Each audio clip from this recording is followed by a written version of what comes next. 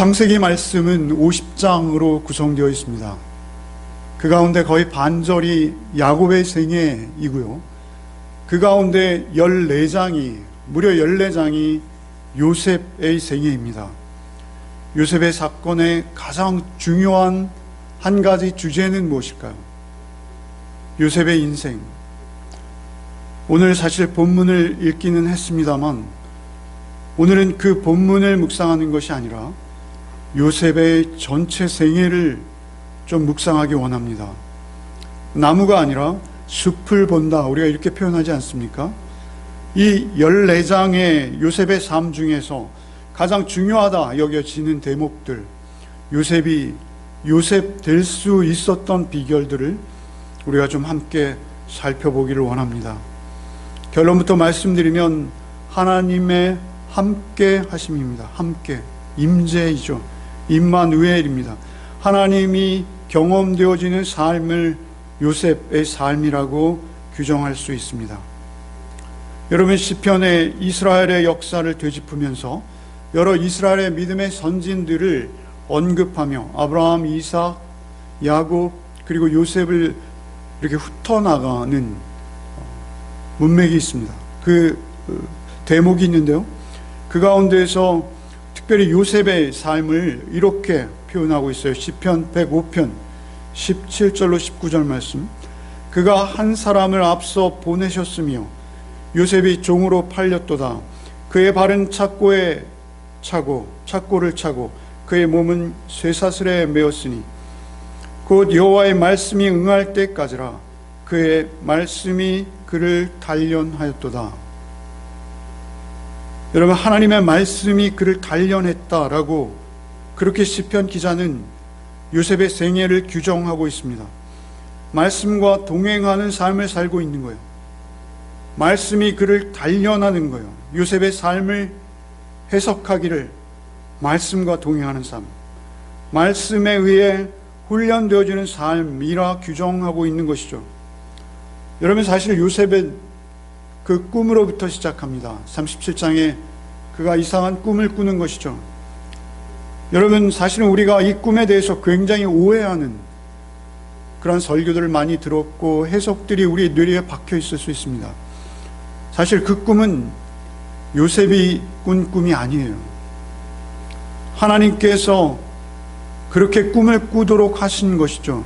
하나님께서 그를 찾아오신 거예요. 우리가 흔히 오해하기를 요셉이 인간적인 힘으로 그 꿈을 이루어서 애굽의 총리가 되었다,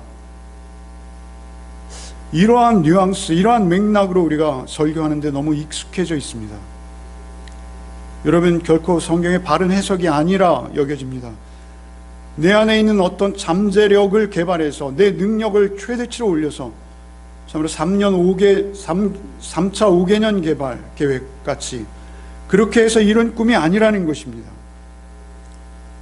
그렇게 누군가가 우리 모두 요셉을 봅시다, 우리 모두 요셉을 본받읍시다 라고 권한다면 그것은 불가능한 거예요.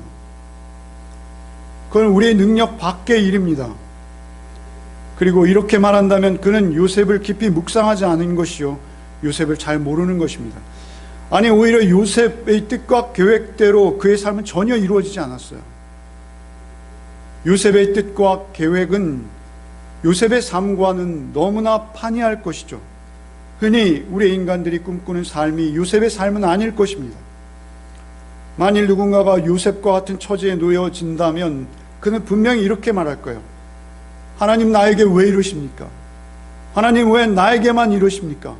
오히려 불평과 불만 말이죠. 정말 화병이 나서 요즘처럼 자살이 흔한 시대에는 아마 벌써 자살하고 말았을 것이고 아마 그 웅덩이 안에서 그는 죽음으로 나왔을 수도 있어요. 여러분, 우린 주일학교부터 요셉의 이야기를 누누이 정말 귀가 닳도록 반복해서 수없이 들어왔습니다. 너무나 잘 알고 있는 일들입니다. 그러나 어느 한 사건도 사실은 어느 누구에게도 일생에 단 한 번도 일어나기 쉽지 않은 그러한 상황들입니다. 하나님께서 계획하시고 하나님께서 그 경랑으로, 그 심각한 파도로, 쓰나미로 그를 덮으신 거예요. 분명히 평범한 사람이라면 몇 번씩 죽음에 이를 수도 있는 고난을 그에게 당하게 하신 것이죠. 그럼에도 불구하고 요셉이 요셉 될 수 있었던 것, 그것은 한 가지입니다. 함께입니다. 함께. 여러분, 창세기 39장 2절 말씀부터 한번 제가 읽겠습니다. 여러분 화면에 나왔을 텐데요. 여호와께서 요셉과 함께 하심으로 그가 형통한 자가 되어 그의 주인 애굽 사람의 집에 있으니, 여호와께서 요셉과 함께 하심으로 그가 형통한 자가 되어 그의 주인 애굽 사람의 집에 있으니, 그의 주인이 여호와께서 그와 함께 하심을 보며 또 여호와께서 그의 범사에 형통하게 하심을 보았더라. 함께라는 말이 이 짧은 문장 속에 2번 등장합니다. 여호와께서 함께 하셨으며 그 주인 보디발이 여호와께서 함께 하셔서 그를 형통하게 하심을 보았다라고 말하고 있어요. 보디발이 목격한 것이죠. 여호와께서 함께 하심을 보디발이 목격한 거예요. 아브라함과 이삭과 야곱, 여러분 성경에 창세기에 특별히 하나님을 직접 경험한 기록들이 있습니다. 그러나 요셉은 없습니다. 요셉은 하나님을 직접 경험했다라는 말씀이 없어요. 그러나 그의 전생애가 말이죠, 특별히 그가 웅덩이에 빠지면서부터, 그가 그 꿈을 꾸면서부터 하나님이 그와 함께 하시지 않으면 도저히 불가능한 생애입니다. 보디발이 어떻게 요셉 안에서 또 다른 인격을 본 것이죠. 여러분, 요셉이 노예로 팔려갔을 때 17살의 소년이 아마 그 집에서 가장 천한 노예 역할을 했을 거예요.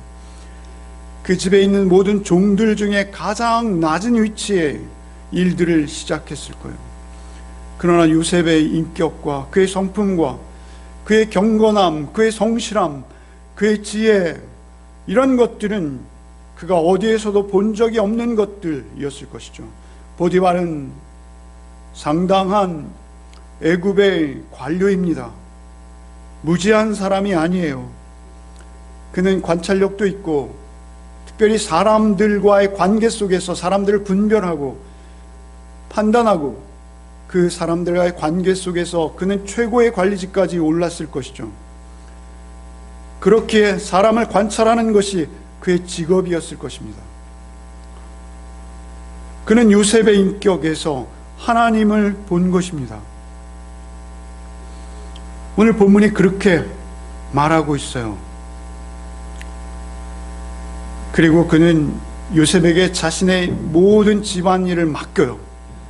그리고 요셉을 믿고 그 요셉에게 맡긴 것, 심지어 집안일조차 돌보지 않았다고 합니다. 다 맡겼다. 오늘 본문이 그렇게 말하고 있어요.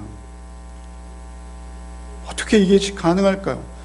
여기서부터 요셉의 삶은 기적인 것입니다. 여러분, 이건 제 상상입니다. 여러분, 우리가 신약을 말할 때 말이죠, 우리가 자기 부인을 말합니다. 내려놓음을 말하죠. 여러분, 우리가 하나님께서 우리에게 찾아오실 때, 하나님이 우리 안에 임하실 때 우리에게 선결 조건이 있습니다. 그것은 무엇이냐면, 내가 하나님만 의지하겠습니다. 내가 하나님만을 바라보겠습니다. 하나님 이외에는 제가 주목하지 않겠습니다. 사실 우리에게 주신 자유의지 안에서 우리의 최소한의 결단이 있어야 합니다. 하나님께서 오시는 것은 차후의 문제이고요, 하나님께서 오시고자 하시면 우리를 그렇게 준비시키시는 것 같습니다. 요셉은 인신매매를 당했어요. 여러분 한번 상상해 보십시오. 자신을 그토록 눈물겹게 사랑하던 자신의 아버지, 이제는 다시 볼 수 없습니다. 그는 색동옷을 입고 날마다, 실제는 막내에서 2번째이지만 그 집안의 상속자로 내정된 자리에 있었어요. 그런데 갑자기 노예가 된 것이죠. 여러분, 우리의 신앙은 늘 하나님께 온전히 매이는 거예요. 내 안에 하나님께서 거하시는 것입니다. 그런데 우리가 하나님께서 거하시기에는 너무나 분주한 것들이 내 안에 너무 많은 거예요. 그러나 요셉은 그러한 상황 속에서 참으로 그 형제들도 아버지도 믿고 의지할 것이 아무것도 없는 것이죠. 소유할 옷 한 벌도 가족도 철저히 홀로 된 것이죠. 가장 낮아진 것입니다.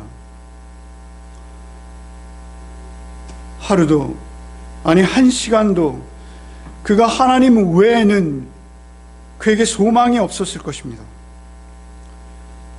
그가 정말 죽음의 위기 가운데, 죽음의 유혹 가운데 그를 세워가는 분, 그분은 하나님 한 분이셨을 것 같아요. 아니 하나님께서 그렇게 그를 철저히 고립시키고 떼어놓고 그를 추락시키셔서 낮추셔서 하나님은 요셉을 찾아오신 것이죠. 요셉을 비우시고 그 안에 하나님만 바라보게 하신 것입니다. 여러분, 그 증거가 바로 그의 성적인 유혹으로부터 그의 승리입니다. 여러분, 인간에게는 많은 욕구가 있지만 참으로 이러한 성적인 욕구, 그것도 17의 나이에 그것을 이기는 것은 쉽지 않습니다. 보디발의 아내는 날마다 그에게 유혹의 눈빛을 보냈습니다. 날마다 하루도 빠지지 않았다는 것입니다. 그런데 요셉의 반응은 정확했죠. 오히려 그 보디발의 아내를 간곡하게 만류하는데요. 그 요셉의 말 가운데 이러한 말이 있어요. 내가 어찌 이 큰 악을 행하여 하나님께 죄를 지으리까? 어찌 이 큰 악을 행하여 하나님께 죄를 지으리까? 여러분, 그 유혹의 순간에도 요셉은 홀로 있지 않았습니다. 하나님과 함께 있었어요. 날마다 요셉을 유혹하는 그녀 앞에 사실은 하나님이 계셨던 것입니다. 여러분, 보디발이 요셉을 신뢰했던 것은 헛되지 않았습니다. 요셉은 그 보디발의 아내를 결코 범하지 않습니다. 그토록 놀랍도록 승리했지만 결과는 감옥이에요. 말씀을 온전히 따르고 하나님의 임재를 늘 의식하며 성실히 하나님만 바라보는 삶이었음에도 불구하고 그는 더 낮아지는 것이죠. 여러분, 신앙인은 반드시 이 고비들이 있다라고 여겨집니다. 하나님께서는 오히려 그와 더 가까이 하고 싶으셨던 것이죠. 여러분, 우리의 고난은, 때로 우리의 삶 속에 우리의 고난은 우리를 성숙하게 하고 또 특별히 그리스도인이 겪는 고난은 우리를 하나님께 더욱 가까이 나아갈 수 있도록 인도하시는 것이 분명합니다. 그는 감옥에 갇혔어요. 그런데도 하나님을 향한 간절함은 더 깊어진 것이죠. 하나님과 교제가 더욱 성숙해 가는 것입니다. 여러분, 같은 장 39장에 이렇게 기록되어 있죠. 그가 옥에 들어가자 39장 21절 말씀, 여호와께서 요셉과 함께 하시고, 요셉과 함께 하시고, 그 감옥에서 요셉과 함께 하시고 그에게 인자를 더하사 간수장의 은혜를 받게 하시며 간수장이 옥중 죄수를 다 요셉의 손에 맡김으로 그의 재반 사물을 요셉이 치리하고 간수장은 그의 손에 맡긴 것을 무엇이든지 살펴보지 아니하였으니 이는 여호와께서 요셉과 함께 하심이라. 여호와께서 그를 범사에 형통케 하셨더라. 여호와께서 그와 함께 하신 것, 이 짧은 문장에도 역시 2번씩이나 함께라는 단어가 등장하고 있는 것이죠. 함께 하시는 여호와로 인해서 그가 범사에 형통할 수 있었던 것이죠. 여러분, 그 감옥에는 하나님께서 보내신 것으로 보여지는 술관원과 떡관원이 그곳에 있었어요. 바로의 최고 측근들, 술관원은 특히 바로를 보좌하는 비서실장격에 해당한다라고 말씀드렸어요. 여러분, 그들과 하나님께서는 오히려 더 가깝게 하시면서도 그곳에서도 요셉이 최선을 다해 그들을 섬기는 것을 봅니다. 아침에 일어나서 그들의 표정과 그들의 평안부터 점검하는 요셉을 보죠. 여러분, 요셉의 삶 속에서 가장 놀라운 대목은 그 형제들을 용서하는 것입니다.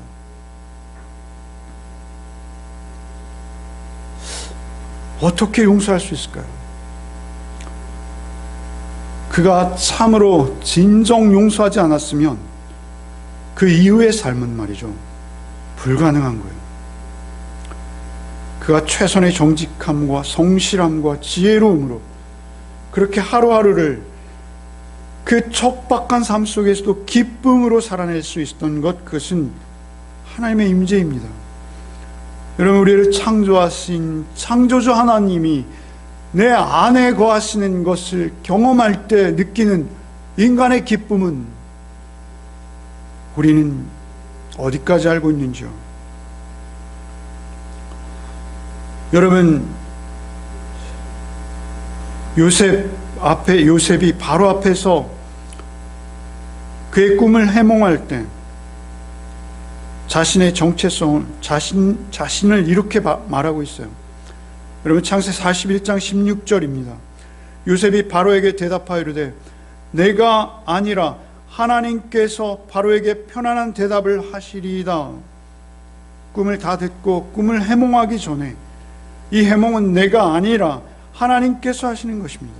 41장 25절에도 반복해서 요셉이 바로에게 아뢰되 바로의 꿈은 하나님이 그가 하실 일을 바로에게 보이심이니이다. 28절에도 하나님이 그가 하실 일을 바로에게 보이심이니이다. 32절에도 바로께서 꿈을 2번 겹쳐 꾸신 것은 하나님이 이 일을 정하셨습니다.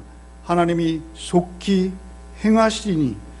처음부터 끝까지 자신의 능력이 아닌 거예요. 하나님께서 하시는 거예요. 요셉의 개인적인 능력은 눈꼽만큼도 없는 거예요. 오직 하나님을 신뢰하고 하나님의 말씀에 온전히 순종하는. 여러분, 놀라운 것은 보디발이나 여러분 그 교도소의 그 옥의 간수장보다 바로는 말이죠, 요셉을 더 정확히 봅니다. 여러분, 그들의 지위가 올라갈수록, 그들의 신분이 상승할수록 그들이 보는 안목의 차이가 있어요. 여러분, 이것이 참 놀랐습니다. 여러분, 38절 말씀에 바로가 요셉을 향해 이렇게 말합니다. 바로와 그의 모든 신하가 이 일을 좋게 여긴지라 바로가 그의 신하들에게 이르되 이와 같이 하나님의 영에 감동된 사람을 우리가 어찌 찾을 수 있으리요? 하나님의 영에 감동된 사람, 성령이 함께 하시는 것이라고 표현하는 거예요. 바로가 요셉을 규정하기를 그는 하나님의 영이 함께 하시는 사람이라고 분별한 것이죠. 39절에 이렇게 말합니다. 요셉에게 이르되 하나님이 이 모든 것을 내게 보이셨으니 너와 같이 명철하고 지혜 있는 자가 없도다. 요셉이 그렇다는 거예요.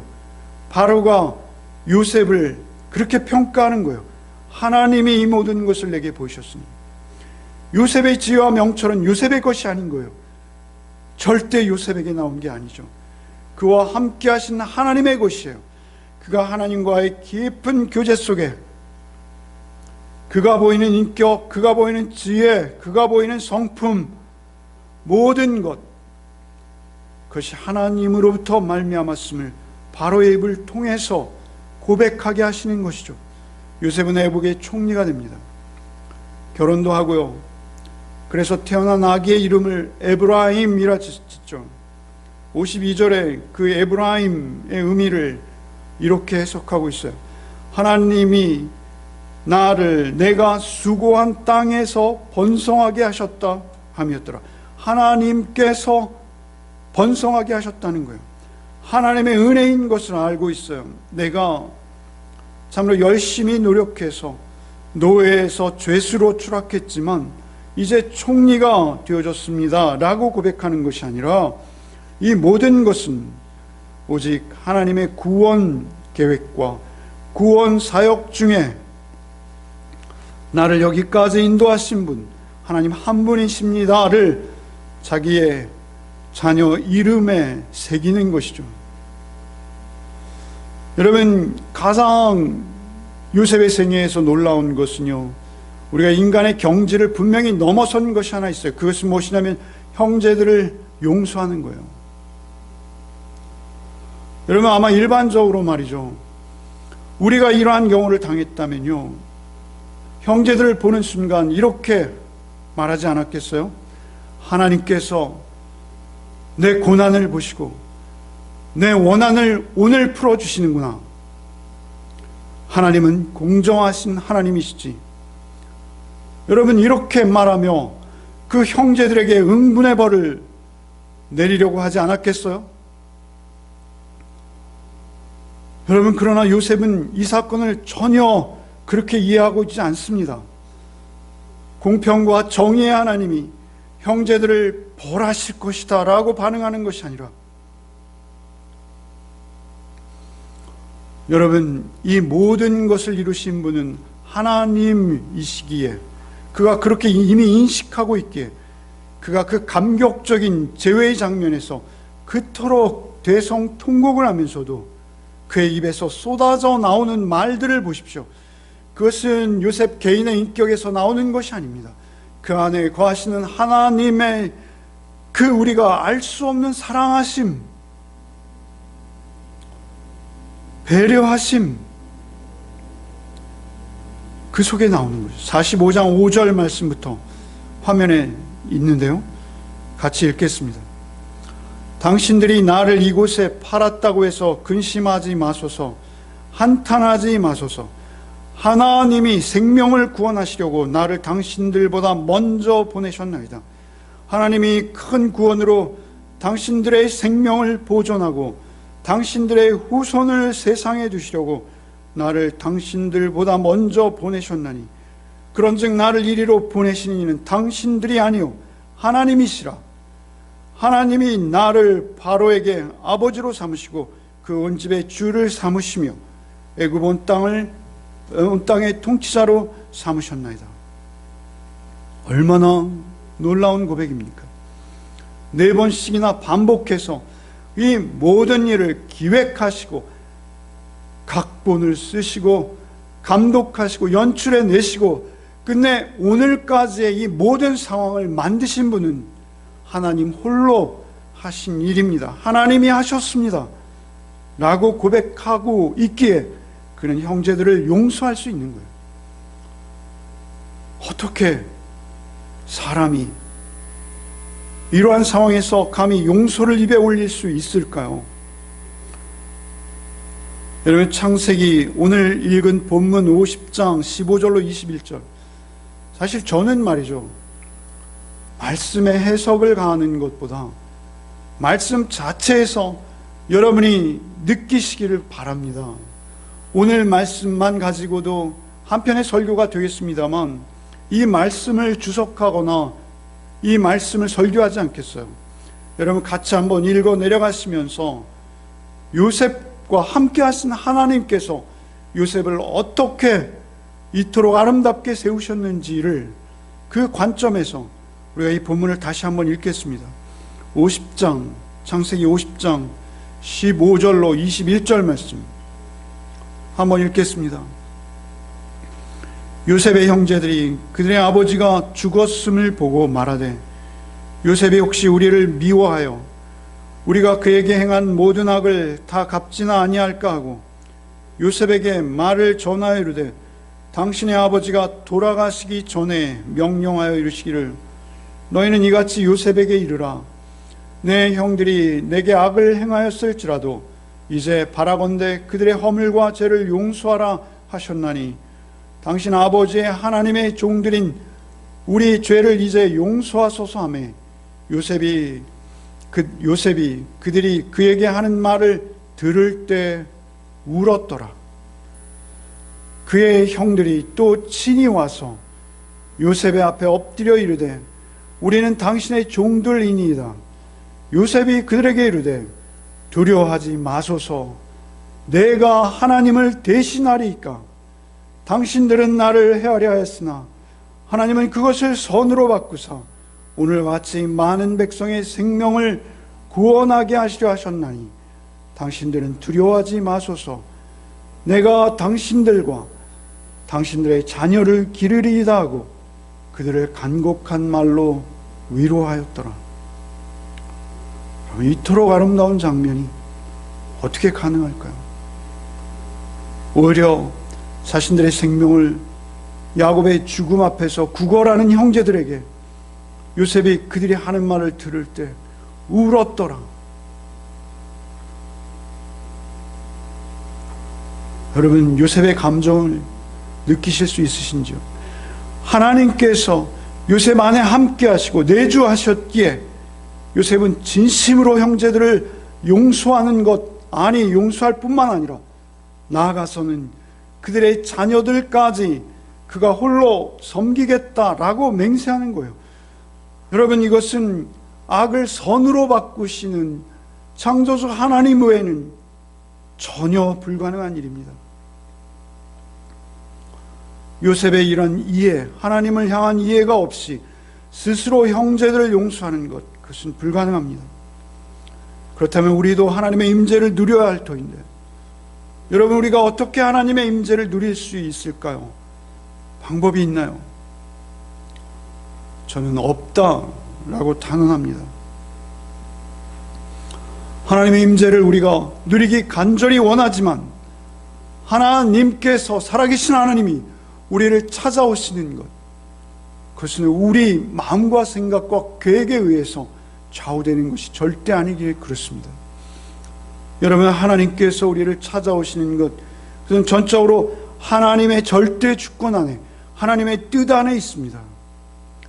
그저 우리가 할 수 있는 것, 그것은 말씀을 통해서 하나님께 간절히 구하는 것이죠. 여러분, 우리의 기도는 사실 우리의 생활에 필요한 어떤 요구들을 하나님 앞에 내어놓는 시간이 아니라, 여러분, 하나님이 나와 함께 하시고 하나님이 내게 찾아오시기를 간절히 구하는 것, 그것이 우리의 최고 최선의 기도일 것이죠. 여러분, 하나님이 우리 안에 계시지 않은 것보다 더 어렵고 힘들고 답답한 것은 없게 될 거예요. 하나님을 한 번만이라도 맛보아한 사람에게 나타나는 특징은 하나님께 더 가까이 가기를 원한다는 것이죠. 하나님께 온전히 의지하고 하나님 앞에 모범적인 순종의 모습으로 살아갈 때 여러분, 오히려 더 큰 고난들이 찾아올 수 있어요. 그러나 그때가 더 중요합니다. 성경의 모든 위인들이 그렇습니다. 오히려 힘들고 어려울 때마다 다윗의 고백과 같이 내가 사망의 음침한 골짜기를 다닐지라도 해를 두려워하지 않을 것은 주의 지팡이와 막대기가 나를 안위하시나이다. 주께서 지금 나와 함께 하시기에 내가 이 사망의 음침한 골짜기에서도 염려하지 않습니다. 하나님이 나를 이 고난을 능히 통과하게 하실 뿐만 아니라 이 고난 가운데 내가 쓰러진다 할지라도 하나님만 나의 하나님이십니다.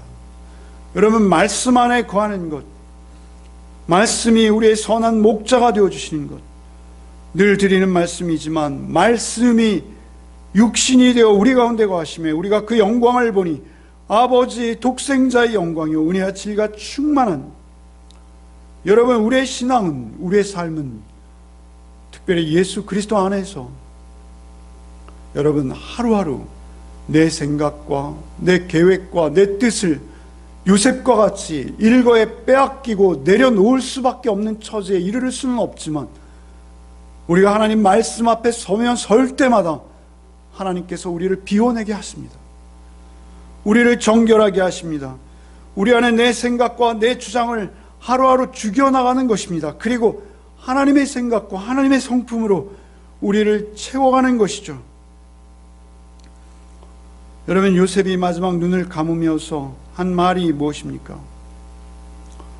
여러분, 오늘 그 말씀은 성경을 찾아서 한번 읽어보기를 원합니다. 말씀을 마치면서 여러분, 창세기 50장, 창세기의 결론이죠.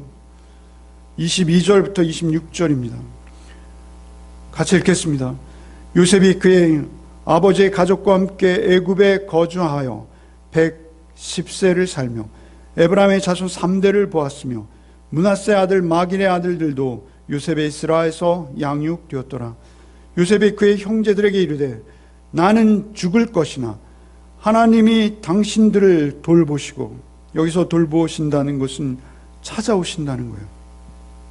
당신들이 이 땅에서 인도하여 내사 아브라함과 이삭과 야곱에게 맹세하신 땅에 이르게 하시리라 하고, 요셉이 또 이스라엘 자손에게 맹세시켜 이르기를 하나님이 반드시 당신들을 돌보시니 당신들은 여기서 내 해골을 메고 올라가겠다 하라 하였더라. 내 해골을 메고 가나안으로 올라가 나를 가나안에 장사해 주십시오가 요셉의 마지막 유언이었어요. 여러분, 요셉은 애굽에서 누릴 수 있는 최고의 영화를 누렸습니다. 여러분, 세상을 한 손에 다 쥐은 거예요. 요즘 말로 하면 미국의 대통령, 아니, 현재 미국의 대통령은 여론의 눈치를 봐야 되지만, 여러분, 당시에 애굽의 총리는 전제 군주시대에 자기 마음대로 하는 세상입니다. 그 세상을 경험한 그가 그의 삶의 주인이 되지 아니하고 끝까지 자기의 삶의 주인을 하나님으로 모시고 마지막 눈을 감는 순간 하나님의 약속에 내 시체를, 내 몸을, 내 죽음을 참여시켜달라라는 마지막 유언을 남기는 것이죠. 여러분, 사실 요셉이 이때 눈을 감을 때 여러분 절망적이었을까요? 이미 하나님의 언약은 요셉에게 성취되었고 그것을 날마다 누린 것이죠. 총리가 되어서 기쁜 것이 아니라 하나님이 함께 하신 것 가운데 체험되어진 그의 삶이 그의 기쁨이었을 것이죠. 그래서 그가 애굽의 장례법대로 장사되는 것이 얼마나 화려합니까? 여러분, 장묘제도에 관한 한은 지금도 애굽을 능가하는 나라는 없습니다. 그런데 그 땅에 묻히지 아니하고 그 척박한 가나안 땅으로 내 해골을 메고 올라가 달라라고 부탁하고 죽는 것이죠. 여러분, 오늘 이 요셉의 유언이 바로 있기 전에 야곱의 유언이 있습니다. 야곱이 거의 한 장에 걸쳐서 그 아들들 하나하나의 머리에 손을 얹고 축복하며 그가 운명하죠. 그가 죽습니다. 여러분, 어떻게 죽음 직전에 있는 그가 그토록 상세하고 세밀한 축복을 자녀들 하나하나에게 구체적으로 내릴 수 있는지요? 그것은 소망입니다. 그것은 자기의 생명이 하나님의 품에 온전히 맡겨지고 하나님 안에 있을 때 누리는 거예요. 여러분, 어느 기독교 작가가 이렇게 말했어요. 여러분, 신약시대에 우리가 나의 모든 고통과 고난을 체휼하시는 하나님, 나를 사랑하사 날 대신에 십자가에 죽임당하신 예수께서 내 안에 거하신다면 그분이 참 포도나무요 아버지의 농부요 우리가 그 가지에 접붙인 자 되어서 농부의 손길로 우리가 하나님 예수 그리스도 안에 접붙인 자 되어 있으면 하나님의 소망이 우리 가운데 흐르고 있는 거예요. 여러분의 어느 기독교인이 이런 고백을 했어요. 여러분, 우리가 죽을 때 사실은 여기서 우리가 하나님의 나라를 살고 있다면 내가 죽은지도 모른 채 하나님의 나라로 이사가는 것이 죽음이 아니겠느냐. 오히려 아무 느낌도 없이 뭔가 변했어, 뭔가 이상해 라고 자기 주변을 살피기 시작할 때 이미 죽음을 경험한 상태가 아니겠는가. 이러한 글을 남긴 것을 보았습니다. 여러분, 참으로 그렇습니다. 여러분, 제가 하나님의 임재연습이라는 책을 드렸죠. 그 주인공은 말이죠, 평생 그는 수도사들이 식사하는 그 식사를 만드는 식당에서 십수년, 또 그들이 신는 신발을 깁는 일로 십수년, 그것이 그의 생의 전부예요. 그는 1600년대를 산 사람입니다. 그러나 여러분, 그의 책은 말이죠, 오늘도 우리에게 너무나 큰 은혜와 감동으로 읽혀지고 있어요. 여러분, 그가 그 누추한 식당에서 계란을, 후라이를 이 수사들이 먹을 그것을 붙이고 있을 때 말이죠, 정말 하찮은 일일 수 있어요. 그러나 그 일을 기쁨으로 감당하고, 여러분, 그 구두를 깁는 일을 기쁨으로 감당할 때 사람들이 그를 알아봤다는 거예요. 그의 삶에 동행하시는 하나님을, 그의 인격과 그의 성품과 그의 하는 일들을 통해서 주위에서 보게 된 거예요. 그래서 그에게 편지를 보내고 그와 상담을 요구하고, 그래서 그와 상담했던 그 주교가 남긴 몇 편의 글, 그리고 그에게 편지를 보내었던 사람들이 받았던 몇 장의 그 답장들, 그것들이 한 권의 책으로 편집된 것이죠. 구구절절히 성령께서 그 안에 함께 하시지 못하면 절대 할 수 없는 고백들. 여러분, 그 후라이를 붙이면서도 그 바쁜 중에 주변에서 여러 가지 요구를 여러 사람들이 동시에 자기에게 한다는 것이죠. 얼마나 힘들고 짜증나겠어요. 그러나 그는 평안을 잃지 않는 것이죠. 오히려 그 하나하나를 다 만족시키고 성공적으로 모두에게 응대할 뿐 아니라, 그가 하는 일들은 이미 그 자신의 일이 아니라 계란을 붙이는 그 간단한 일이 이미 하나님의 기쁨을 위한 일이 되어버리는 것이죠. 여러분, 그의 판단과 선택과 그의 인격 전체를 운전하시는 분은 그 로렌스라는 작은 수사가 아니라 그 안에 거하시는 하나님이셨다라는 것입니다. 여러분, 오늘 우리가 또 주일을 맞고 다시 한 주간의 삶이 이어질 것입니다. 추석을 앞두고 얼마나 분주할지요. 코로나19로 인해서 뒤숭숭한 이러한 삶 속에서도 여러분, 우리가 하나님의 마음, 하나님의 심정을 가지고 여러분, 모든 것을 하나님께 집중하여 하나님께 여쭙고, 우리가 말씀을 통해서 경험한 하나님의 인격과 하나님의 성품대로 집중하여 반응할 수 있다면, 여러분, 우리 삶은 참 포도나무 되신 예수께서 허락하신 열매로 가득한 삶이 되어질 줄 믿습니다. 그 이전에는 경험해보지 못했던, 아니 그 이전에는 도저히 상상도 해보지 못했던 기쁨을 여러분 안에 경험하고 느끼는 복이 있으시기를 바랍니다. 오직 성령께서 여러분의 또 한 주를 인도하시기를 바랄 때,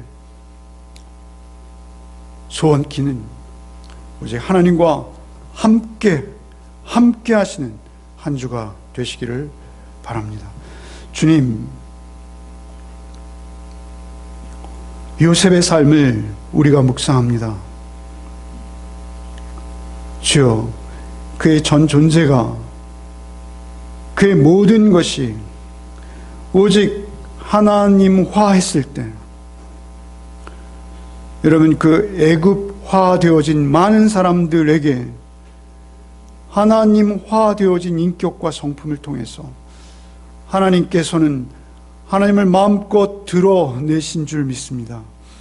하나님, 우리도 이 애굽화를 쫓아서 세상이 얼마나 혼탁하고 악해진다 할지라도, 하나님, 우리는 오직 하나님화해서 하나님 앞에서, 하나님의 임재 앞에서 하나님의 뜻을 늘 묻고, 또 하나님의 생각과 하나님의 말씀에 온전히 순종하는 것이 우리의 기쁨 되게 하여 주셔서 우리의 삶 속에 늘 하나님을 드러내며 하나님의 영광을 나타내며 하나님과 함께 온전한 동행을 이루는 또 한 주간의 삶을 살 수 있도록 주여 우리를 긍휼히 여기시고, 이 누추한 내 안에 주님 날마다 찾아오시고, 이 누추한 내가 또한 주님 안에 거하기를 원하는 간절한 소원으로 늘 주님만 바라보며 찾기를 원하올 때, 한 주간의 삶도 오직 주께 의뢰하오며 예수 그리스도의 이름 받들어 기도하옵나이다. 아멘. 이제는 우리 구주 예수 그리스도의 은혜와 하나님 아버지의 독생 성자를 우리에게 아낌없이 내어주신 하나님의 그 크신 사랑과 성령의 내주 교통감화 충만케 하시는 은총이 오직 하나님과 함께 하나님의 임재를 연습하며, 아니 경험하며 한 주간의 삶을 주께 집중하여 드리기를 소원하는 우리 열매 가족들 위해 이제로부터 영원토록 함께 계실지어다. 아멘.